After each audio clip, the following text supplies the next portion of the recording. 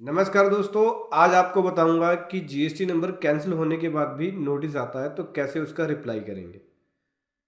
यहाँ पे एक मेरा क्लाइंट है, उसका जीएसटी नंबर कैंसिल हुआ है, लगभग 2-3 साल हो गए, लेकिन फिर भी उसको DRC 01 का नोटिस दिया है और लगभग 14.5 लाख का डिमांड क्रिएट कर दी गई है, जिसमें कुछ इसके ITC डिसअलाउ किए हैं सेक्शन 17 सबसेक्शन 5 में, कुछ उसकी शॉर्ट पेमेंट्स है, कुछ उसकी डिफरेंस है GSTR 1 और GSTR 3 में।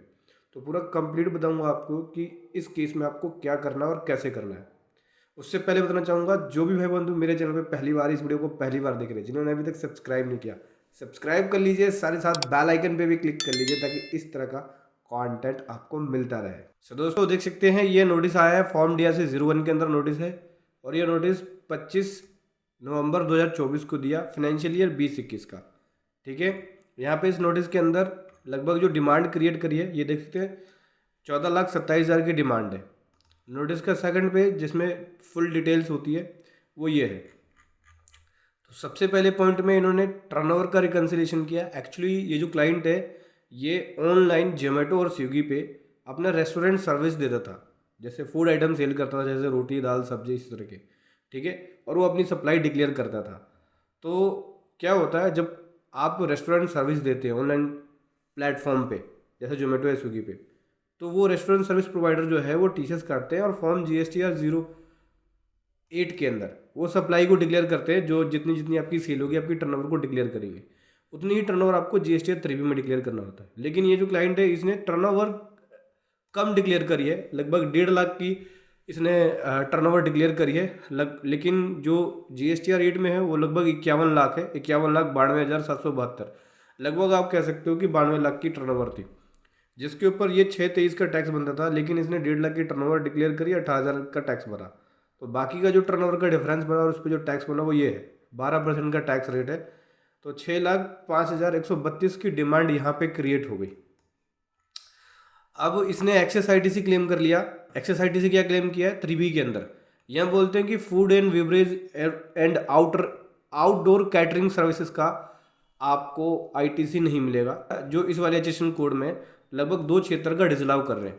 अब देखो समझो यहाँ पे कि इस केस में कैसे आप रिप्लाई दोगे।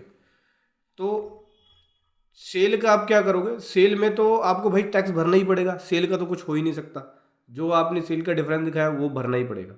ITC वाले में बच सकते हो क्योंकि ये जो ITHC है वो आपका एलिजिबल है सेक्शन 17 से सेक्शन 5 के अंदर, ब्लॉक रेट में नहीं आएगा। फर्दरेंस ऑफ बिजनेस के अंदर आपने यूज किया, यानी बिजनेस यूज के लिए आपने इस ITC को यूज किया है।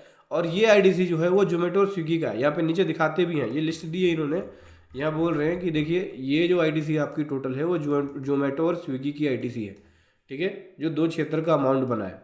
तो मेरा ये जो ITC है वो तो डिसअलाउ नहीं होगा। क्यों नहीं होगा? क्योंकि ये बिजनेस यूज के लिए, तो ये एलिजिबल होगा। तो इसका एक प्रॉपर रिप्लाई बनेगा सेक्शन वाइज, जिसके अंदर आपको ये बताना है कि ये जो है मेरा वो बिजनेस पर्पज के लिए ITC यूज किया गया है और मैं इसका यूज अपने बिजनेस के लिए कर रहा हूँ, तो ये पर्सनल यूज के लिए नहीं है। इसलिए इस वजह से सेक्शन 17 से सेक्शन 5 के अकॉर्डिंग ये एलिजिबल ITC है, इसको मैं ले सकता हूँ।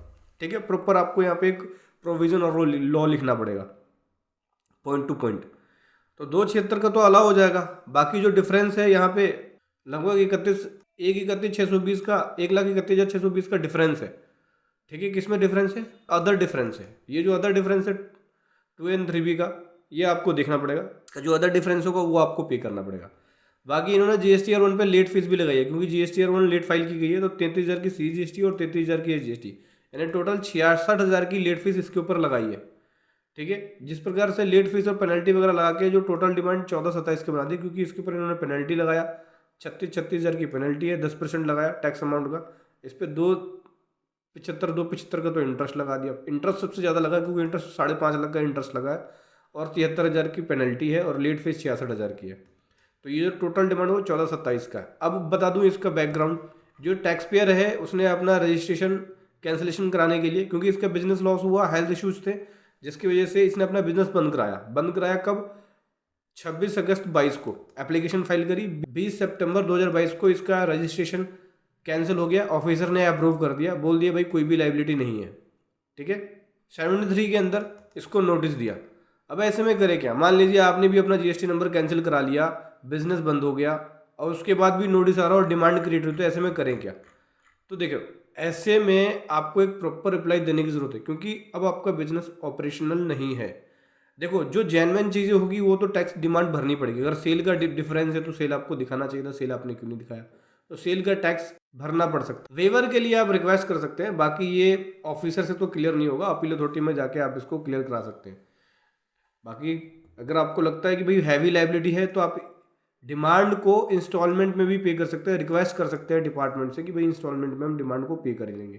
टैक्स वाला, आईटीसी वाला तो ये जेन्युइन है, ये अलाउ हो जाएगा। डिफरेंसेस को भी चेक करना पड़ेगा, प्रॉपर बिल है, रिकॉर्ड्स हैं आपके पास उसके, तो वो चेक करके आप उसका भी बेस बना के लगा सकते हो कि भाई मेरे पास प्रॉपर टैक्स पेइंग डॉक्यूमेंट है, 2A में बिल आ रहा है, पार्टी को पेमेंट करी है, गुड्स रिसीव किया है, तो वो भी आपका एक तरह से मिल जाएगा आपको। लेट फीस और इंटरेस्ट जो है वो गवर्नमेंट के हाथ में। वैसे अगर 20-21 का है तो 19-20 तक वेवर स्कीम है। 128A के अंदर आप 128A के अंदर वेवर स्कीम ले सकते हो 19-20 तक। 17-18, 18-19, 19-20, 20-21 में कोई वेवर स्कीम तो नहीं है, लेकिन आप वेवर के लिए रिक्वेस्ट कर सकते हो कि इंटरेस्ट और पेनल्टी का वेवर कर दे, क्योंकि बिजनेस ऑपरेशनल ही नहीं है, ऑलरेडी आपके पास कैंसिलेशन ऑर्डर है।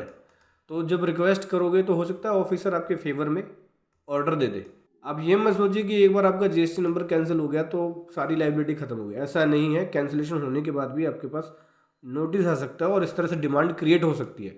तो जब भी आप कैंसिलेशन करें, कैंसिलेशन अप्लाई करें, उससे पहले ही आपको क्या कर लेना है, अपनी जीएसटी रिटर्न्स चेक कर लेनी है, स्क्रूटनी करा लेनी है 3-4 साल की, चेक कर लेनी है कोई डिफरेंस है, कोई सेल में, कोई आईटीसी में, तो वो डिफरेंस आपका वहीं पे हैंड टू हैंड क्लियर हो जाएगा। उसके बाद आप कैंसिलेशन डालें ताकि बाद में आपको सिरदर्दी नहीं हो। ये कैंसिलेशन डाल देते हैं ऑनलाइन, ऑफिसर अप्रूव कर देते हैं, लेकिन बाद में जब नोटिस आता है तो पता लगता है कि भाई डिमांड बन गई। कैंसिलेशन डालने से पहले ही सब कुछ लेखा जोखा चेक करके कि भाई क्या स्टेटस है मेरा रिटर्न्स का, कोई लाइबिलिटी तो नहीं है, तो उसके बाद आप करेंगे तो आपको प्रॉब्लम नहीं होगी।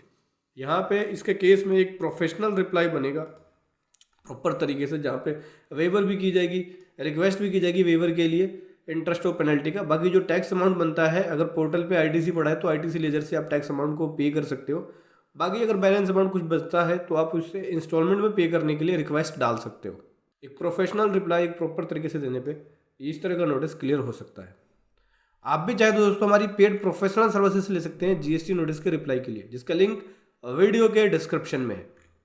तो समझ गए, अगर आपका कैंसिलेशन हो जाए और आपको नोटिस आए तो आपको क्या करना है, किस प्रकार से इसका रिप्लाई देना है।